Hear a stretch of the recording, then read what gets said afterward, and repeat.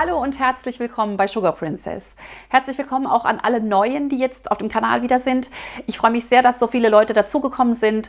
Und wenn ihr noch nicht abonniert habt, dann abonniert gleich mal und drückt die kleine Glocke, denn hier wird es jeden Sonntag weitere Tortenklassiker und Kuchenklassiker geben. Und damit ihr kein Video verpasst, einfach die Glocke drücken, dann bekommt ihr alle Benachrichtigungen. Und ich zeige euch heute eine ganz, ganz leckere, fruchtige und super leichte und schöne Mandarinen-Schmandtorte, die in 0, nix gezaubert ist. Besonders dann, wenn man einen fertigen Biskuit benutzt. Das heißt, wenn man sich einen vorgebacken hat, vielleicht im Tiefkühler eingefroren oder wenn man einen kauft. Ich bin jetzt nicht so die Freundin vom gekauften Biskuitboden. Ich finde, der schmeckt immer nicht. Aber ich habe ja mein Biskuitbodenrezept. Ich verlinke euch das hier oben. Das kennt ihr sicherlich alle schon. Und da backt ihr euch einfach einen Biskuit vor und friert ihn ein. Und zu dem Event, zu dem ihr die Torte dann backen wollt, ist der Biskuit schon fertig. Und die Torte ist wirklich in 10 Minuten angerührt und im Grunde fertig. Das Einzige, was noch fehlt, ist dann die Kühlzeit. Und natürlich, wer sie opulent verzieren möchte, der braucht noch etwas länger. Aber das ist auch nicht mehr der Rede wert und das macht ja dann auch richtig Spaß. Also insgesamt ist es eine super schnelle und sehr leckere Torte und kann ich nur empfehlen. Und ich zeige euch gleich mal die Zutaten. Ja, und ihr seht hier schon, wie wenig Zutaten man dafür benötigt. Natürlich sind hier noch Zutaten drin verarbeitet in meinem Biskuit. Da sind schon noch einige mit drin, aber den habt ihr ja schon fertig. Für die Füllung der Torte brauchen wir dann 2 kleine Dosen Mandarinen, 500 Gramm Schlagsahne und zwar 500 Gramm eigentlich nur dann, wenn man die Torte noch opulent verzieren möchte. Ansonsten nur 300 Gramm, dann 300 Gramm Schmand und 2 Päckchen Paradiescreme. Zitronengeschmack und das war es auch schon und wir können loslegen. Ich zeige euch nur noch die nützlichen Gegenstände, die ihr benötigt. Das beginnt mit der Tortendrehplatte, die ist ganz günstig, einfach damit man nachher die Torte schön einstreichen kann. Aber wie gesagt, wenn ihr sie gar nicht einstreichen wollt, sondern einfach nur füllen wollt, dann braucht ihr die Tortendrehplatte eigentlich nicht. Ein Tortenretter ist immer ganz günstig, dann braucht ihr unbedingt einen Kuchenring. Da könnt ihr aber auch den Springformer-Rand benutzen, wenn ihr keinen verstellbaren Kuchenring habt. Ich habe immer ganz gerne 2 Paletten, eine kleine, eine große. Dann habe ich hier mein Messer für den Boden, um den zu schneiden. Das ist immer ganz gut, damit wirklich gerade Böden dabei rumkommen. Dann habe ich meine Teigkarte nachher zum Einstreichen der Torte. Das braucht man natürlich auch nur, wenn man die Torte dann außenrum noch mit Sahne einstreichen möchte. Und nur für die Leute, die verzieren möchten, braucht man natürlich noch eine Spritztülle. Entweder eine Sterntülle oder eine Lochtülle. Ihr könnt auch gar keine Tülle verwenden. Dann müsst ihr einfach einen Spritzbeutel nehmen und vorne abschneiden, sodass ein Loch entsteht. Und hier habe ich jetzt einfach meinen Spritzbeutel noch zur Hand. Ja, und das war's und jetzt können wir loslegen. Als erstes werde ich mir jetzt mal die Mandarinen abtropfen lassen, damit die einfach schon schön trocken sind, wenn ich sie verwenden möchte. Und ich fange mir den Mandarinensaft auf. Damit kann man immer noch was anderes anstellen, zum Beispiel einen Fruchtspiegel herstellen oder einfach für ein anderes Dessert verwenden. Also das muss man nicht unbedingt wegschmeißen. Und von den Mandarinen, wenn sie schön abgetropft sind, suche ich mir dann nachher noch für die Dekoration 16 Stück heraus, denn ich habe ja nachher 16 Stücke auf der Torte und da brauche ich einfach 16 schöne Mandarinen. Als erstes schneiden wir uns mal den fertigen Boden in 2 Böden. Ihr könnt auch nur einen verwenden, wenn euch das sonst zu dick ist oder zu viel Boden ist. Das geht auch. Also die Torte schmeckt auch super einfach nur mit einem Boden und dann Creme oben drauf und dann ist sie schon fertig. Der Boden ist 4 cm hoch. Das heißt, ich schneide ihn jetzt einfach auf 2 cm durch. So, und dann einfach erstmal eine Führungsrille schneiden. Ich habe das schon in mehreren Videos auch gezeigt, wie das geht, damit man einen geraden Boden wirklich hinkriegt. Und sobald man die Führung einmal geschnitten hat, kann man dann ganz durchgehen, vorsichtig.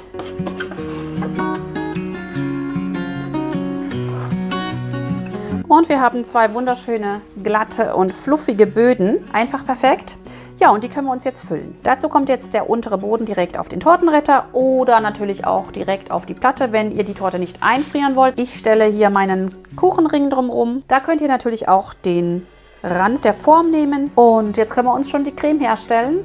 Und theoretisch kann die Torte auch nur so gemacht werden, dass wirklich nur der erste Boden drin ist, dann etwas dicker geschnitten und die Creme drauf und dann ist die Torte schon fertig. Das heißt, sie ist wirklich blitzschnell gemacht. Aber ich werde es jetzt so machen, dass ich noch den zweiten Boden reinlege. Also erst Fülle, Tortenboden, wieder füllen und dann am Ende streiche ich das Ganze dann noch etwas mit Sahne ein und verziere das noch ringsrum. Ich bin ja so ein Freak mit dem Verzieren, aber das müsst ihr natürlich nicht machen. Die Torte ist auch so sehr, sehr lecker und auch sehr, sehr hübsch. Ich habe ja in dieser Woche den Geburtstag meiner ältesten Tochter gefeiert. Die ist 18 geworden. Und jetzt am Freitag war der Geburtstag von Dorothea und gestern war die Party. Das heißt, ich musste insgesamt 3 Torten zubereiten und deswegen kommt mir diese Torte gerade recht. Und ich mache auch noch eine dritte Torte und die werdet ihr auch noch sehen. Und zwar wahrscheinlich entweder nächste Woche oder in 2 Wochen, aber auf jeden Fall bekommt ihr sie noch zu sehen. Jetzt können wir uns die Creme zubereiten und die ist wirklich in 0, nix gerührt. Einfach Schmand mit der Sahne verrühren. Die Sahne muss auch nicht geschlagen werden. Die Paradiescreme reinrühren und das Ganze nochmal kräftig aufschlagen, so 2, 3 Minuten. Dann ist die Creme fertig und dann können wir die Torte auch schon füllen. Und für dieses Rezept reicht das Handrührgerät und ihr gebt euch einfach jetzt mal die Sahne in die Schüssel, 300 Gramm. Und dann kommt der Schmand hinzu. Und wem das zu fettreich ist, der kann auch einen Teil des Schwanz durch Magerjoghurt ersetzen. Das geht auch. Oder durch Joghurt einfach ersetzen. Und das Ganze wird jetzt miteinander verrührt.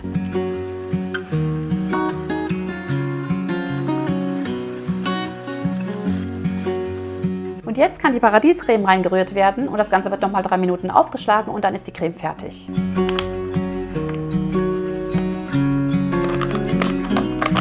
Das Ganze kurz niedrig verrühren, damit es nicht so staubt.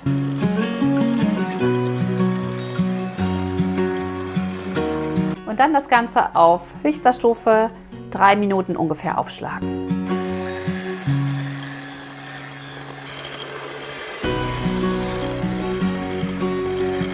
Die Creme ist fertig und super schön cremig, lecker und fruchtig.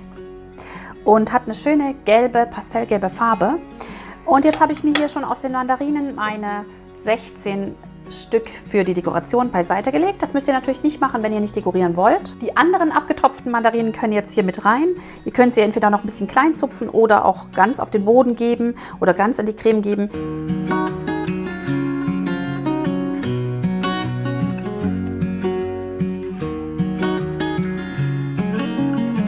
Und ein paar werde ich noch unten auf dem Boden verteilen. Das sieht dann auch noch hübsch aus. Diese hier, die hebe ich jetzt hier unter die Creme und dann ist die Creme auch vollkommen fertig.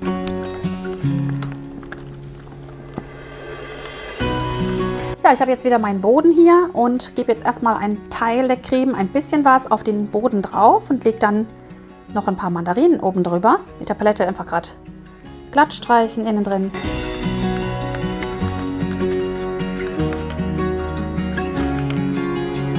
Jetzt kommen bei mir noch die Mandarinen schön verteilt auf den Boden bzw. in die Creme. Nochmal extra eine Runde.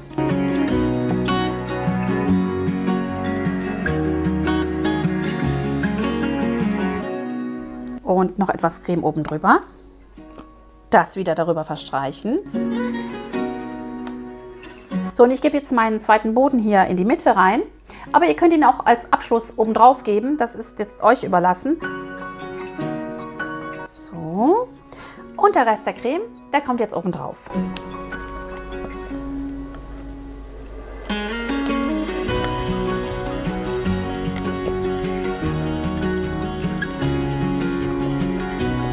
Das Ganze jetzt schön glatt streichen.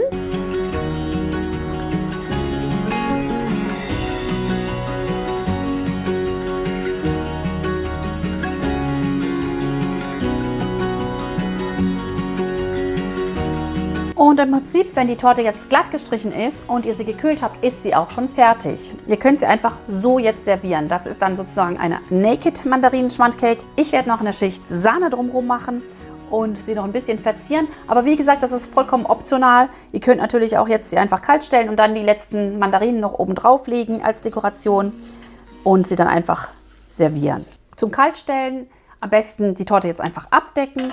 Entweder mit einer Frischhaltefolie oder mit dem zweiten Tortenretter. Und dann kann sie für 2 Stunden einfach mal eine Runde in die Kühlung und dann ist sie auch fertig zum Anschneiden.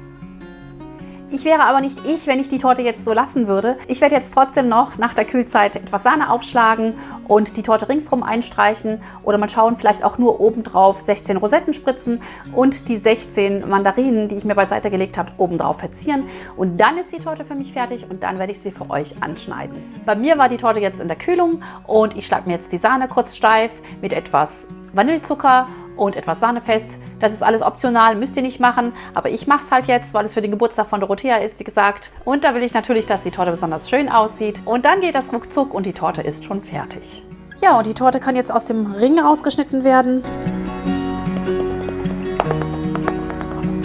Und sie könnte ruhig auch noch ein bisschen fester sein, aber ich habe sie jetzt auch nur eine Stunde in dem Tiefkühler gehabt. Ihr könnt sie natürlich auch über Nacht kühlen. Ja, und so hübsch sieht die Torte jetzt aus. Und jetzt habe ich hier meine halb steif geschlagene Sahne, also die ist nicht ganz steif. Dann lässt sie sich einfach viel besser verstreichen. Ich nehme jetzt ein bisschen was ab, ein bisschen was kommt auf die Torte und den Rest nehme ich für die Rosetten. Einfach nur eine ganz dünne Schicht. Aufstreichen. Und natürlich außenrum auch noch. Also, so ist sie jetzt schön mit Sahne eingestrichen. Ich werde jetzt an die Seiten noch ein paar Mandelblättchen geben. Die habe ich mir geröstet. Wie gesagt, das alles ist optional. Und ich gebe mir die jetzt einfach wieder wie immer auf die Teigkarte und drücke sie hier gerade an. Das hält jetzt auch gut an der Sahne. Ich finde, so sieht die Torte richtig schön aus, richtig appetitlich. Den Rest der Sahne habe ich mir jetzt steif geschlagen. Ich habe jetzt so ungefähr doch 300 Gramm noch gebraucht. Für das insgesamt Einstreichen und für die Rosetten jetzt.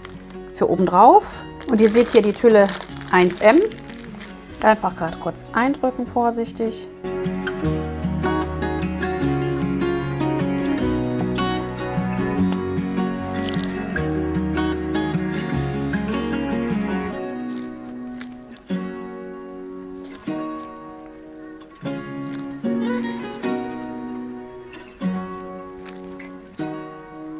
So, die Torte ist fertig. Ich finde sie wunderschön. Ich mag solche hellen Torten.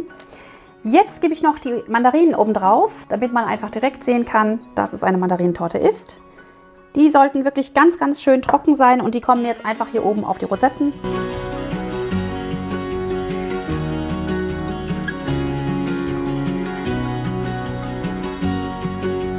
Ihr könnt die Mandarinen auch auf Küchenpapier so ein bisschen abtropfen lassen. Ich habe jetzt bloß keins daheim, deswegen geht es bei mir nicht.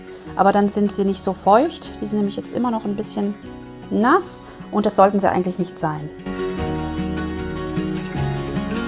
Die Torte ist fertig. Das ging jetzt wirklich blitzschnell. Selbst mit meiner Verzierung noch ging es richtig schnell. Das Einzige, was ihr halt berechnen müsst, ist natürlich die Kühlzeit. Die braucht ihr auf jeden Fall noch. Aber von der Herstellung her ist diese Torte einfach super schnell gemacht. Ja, und wie gesagt, die Verzierung müsst ihr ja auch nicht machen. Ihr könnt sie einfach so lassen. Wenn ihr sie aus der Form rausholt, ist sie im Prinzip schon fertig und ihr könnt sie anschneiden. Gerade dann einfach die Mandarinen oben drauf legen, vielleicht noch ein paar grüne Blättchen, Minzeblättchen zum Beispiel, machen sich gut. Oder Melisseblättchen. Jetzt bleibt uns nur noch eins, nämlich die Torte für euch zu probieren und das werden wir auf jeden Fall tun. Die Dorothea hat das erlaubt und ich werde euch dann sagen, wie sie schmeckt. Ich bin schon sehr gespannt. Ich glaube, sie ist sehr fruchtig und sehr lecker und ich freue mich schon richtig drauf, sie zu probieren. So, die Torte kann angeschnitten werden.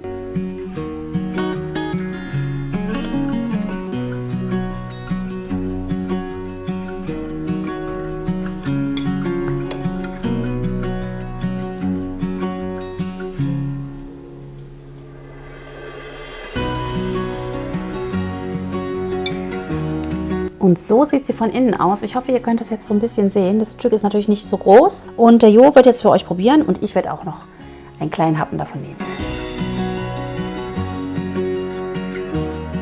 Du darfst als Erster. Ups.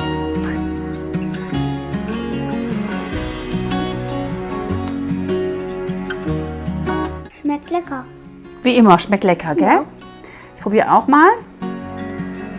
Jo sagt, die Torte ist so lecker, so lecker. Er will sie ja nicht aufhören zu essen, aber ich sage jetzt mal, wie sie schmeckt. Die Torte schmeckt sehr lecker, sehr fruchtig. Der Biskuit, wie immer, super fluffig. Sie könnte jetzt noch ein bisschen kälter sein. Bei uns, wie immer, beim Drehen ist halt alles immer stressig und es muss schnell gehen. Deswegen, wir werden sie jetzt noch kalt stellen. Und ich bin sicher, die Kinder werden sie alle sehr gut finden.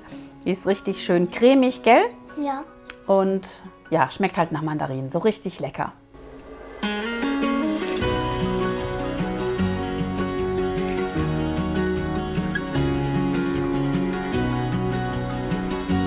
Das war unsere blitzschnelle, super leckere, super fruchtige Mandarinen-Schmand-Torte.